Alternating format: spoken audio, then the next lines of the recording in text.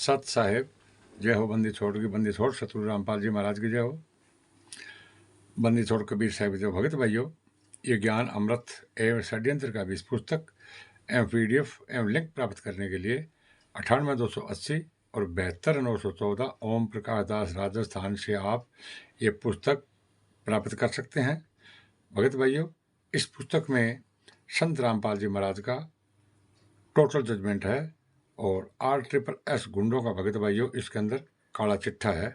5 में एक बच्चे की इन गुंडों ने हत्या की है, इसका जजमेंट इसके अंदर शामिल है भगत भाइयों।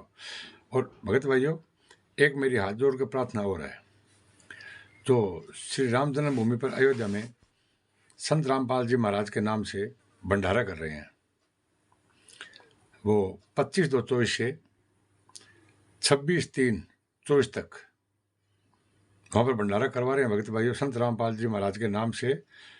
तो ये 5 मुनिदर धर्मा ट्रस्ट के गुंडे हैं, वो हत्यारे बलात्कारी भगत भाइयों, ये राष्ट्रीय समाज सेवा समिति वाले गुंडे हैं। इन लोगों ने 5 महिला और 1 बच्चे की हत्या की थी भगत भाइयों, और संत रामपाल जी महाराज को इन लोगों ने आजीवन कारावास करवा दिया। 5 महिला 1 बच्चे की हत्या करके भगत भाइयों इन लोगों ने संत रामपाल जी महाराज को आरोपी बना दिया है। ठीक है, तो ये लोग मुनिदर धर्मा ट्रस्ट के गुंडे हैं और कबीर परमेश्वर भक्ति ट्रस्ट के गुंडे हैं। ये लोग वहाँ पर भंडारा करवा रहे हैं भगत भाइयों। तो मेरा हाथ जोड़कर आपसे रिक्वेस्ट है कि आप इन पापियों के भंडारा करने मत जाना, वरना आप भी भगत भाइयों पाप के भागी बन जाओगे। और भगत भाइयों, अब मैं आपको आगे एक वीडियो एक और शेयर कर रहा हूँ, आप उस वीडियो को सुनना, जिसके अंदर जितने भी हत्यारे हैं उन सब का नाम है भगत भाइयों। और आप भूलकर भी इन भंडारे में मत जाना भगत भाइयों। शायद साहेब चैनल को लाइक और सब्सक्राइब कर देना। और भगत भाइयों, आप आगे वीडियो देखो, उससे आपको पूरा पता चल जाएगा। शायद साहेब बड़ी खबर आपको बता देते हैं। कथित संत और सतलोक आश्रम के प्रमुख रामपाल मरते दम तक जेल में रहेंगे। बता दें कि कोर्ट ने रामपाल समेत दरअसल 15 दोषियों को सजा सुनाई है। यह फैसला हिसार सेंट्रल जेल नंबर 1 में लगे विशेष अदालत ने सुनाया है। कोर्ट ने फैसला केस नंबर 429 में सुना है। इसमें 4 महिला और 1 बच्चे की हत्या मामले में सजा का ऐलान किया गया है।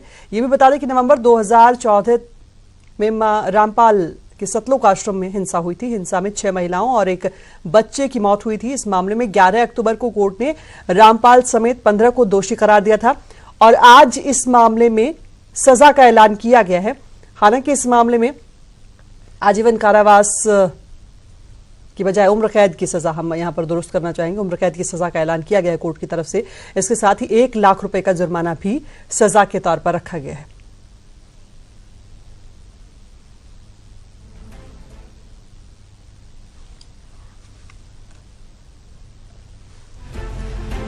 तो कथित संत रामपाल के लिए सजा का ऐलान हुआ है। सतलोक आश्रम विवाद के बाद से लगातार रामपाल पर यह केस चल रहा था, हिंसा हुई थी और अब इस मामले में रामपाल समेत 15 दोषियों को सजा सुनाई गई है और सजा उम्र कैद की सुनाई गई है। इसके साथ ही रामपाल पर 1 लाख रुपए का जुर्माना भी लगाया गया है। रामपाल के वकील की तरफ से तमाम दलीलें दी गई थी, लेकिन उन दलीलों को कोर्ट में नहीं माना गया, जिसके बाद रामपाल और उनके समर्थकों के लिए बड़ा झटका है। हालांकि अब रामपाल के वकील की तरफ से कहा गया है कि वो इस मामले को लेकर हाई कोर्ट जाएंगे।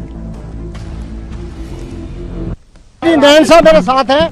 343 में 2 साल 5,000, 302 में उम्र कैद 1 लाख रुपए जुर्माना, 120 में उम्र कैद 1 लाख रुपए जुर्माना, सभी सजाएं इकट्ठी चलेंगी। हमने आर्गू किया था ये डेथ सेंटेंस का केस नहीं बनता, जज ने हमारी इस बात को मान लिया। जज ने जो फैसला दिया हम उसका सम्मान करते हैं। आगे हम फाइल पढ़ने के बाद जो कार्रवाई बढ़ेगी हाईकोर्ट में अपील करेंगे। ये सभी को जुर्माना, सभी को।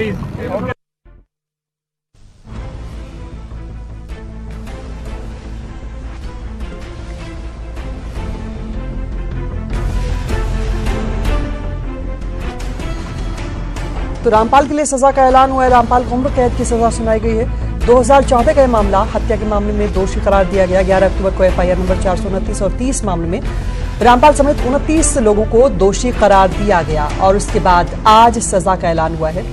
दरअसल 2014 में सतलोक आश्रम में जब पुलिस रामपाल को गिरफ्तार करने के लिए पहुंची थी, उस वक्त रामपाल के समर्थक और उसमें ज्यादातर महिलाएं और बच्चे रामपाल की गिरफ्तारी के आगे आड़े आए थे और इसमें हिंसा हुई थी और इस हिंसा में हत्या के इसी मामले पर रामपाल के लिए मुश्किलें बढ़ी थी और अब इस मामले में उम्र कैद की सजा सुनाई गई है। हाईकोर्ट के आदेश के बावजूद दरअसल एक मामले में रामपाल कोर्ट में पेश नहीं हुए थे। रामपाल को कोर्ट में पेश करने के लिए हाईकोर्ट की तरफ से आदेश दिए गए, जिसके बाद पुलिस सतलोक आश्रम पहुंची रामपाल को गिरफ्तार करने के लिए। लेकिन ये कहा जा सकता है कि एक लंबा ऑपरेशन चला, करीब 10 से 12 दिन लगे, पुलिस को मशक्कत करनी पड़ी। लेकिन रामपाल को अरेस्ट करने के दौरान तमाम उनके समर्थक बीच में आड़े आए थे और इस दौरान हिंसा हुई, जिसमें महिलाओं और बच्चों की मौत हुई।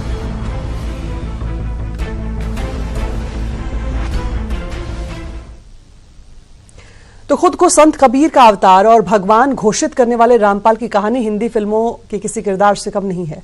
वो अपने समर्थकों के लिए आज भी नायक है और विरोधियों के लिए खलनायक है, लेकिन कानून की नजर में वो सिर्फ और सिर्फ गुनहगार है।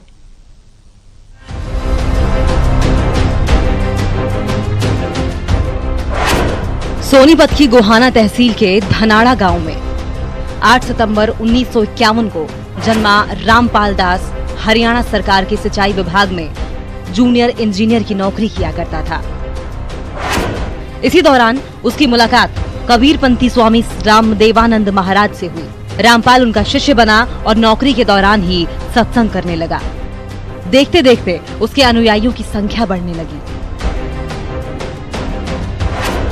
1999 में हिसार के पास बरवाला के करौथा गांव में उसने सतलोक आश्रम का निर्माण किया। आश्रम बनाने के लिए उसे जमीन कमला देवी नाम की महिला ने दे दी। सब कुछ ठीक चल रहा था, लेकिन कुछ सालों बाद आसपास के गांव के लोगों ने रामपाल के प्रवचनों का विरोध करना शुरू कर दिया। विरोध करने वालों में ज्यादातर लोग आर्य समाज के थे। 2006 में रामपाल ने आर्य समाज के संस्थापक स्वामी दयानंद की किताब को लेकर टिप्पणी की थी, जिससे आर्य समाज के समर्थक बेहद नाराज हो गए। इसके बाद आर्य समाज और रामपाल के समर्थकों के बीच हिंसक झड़प हुई और हालात काबू से बाहर हो गए। इस हिंसा में एक महिला की मौत हो गई। पुलिस ने रामपाल को हत्या के मामले में हिरासत में लिया, जिसके बाद रामपाल को करीब 22 महीने जेल में काटने पड़े। लेकिन 30 अप्रैल 2008 को वह जमानत पर रिहा हो गया।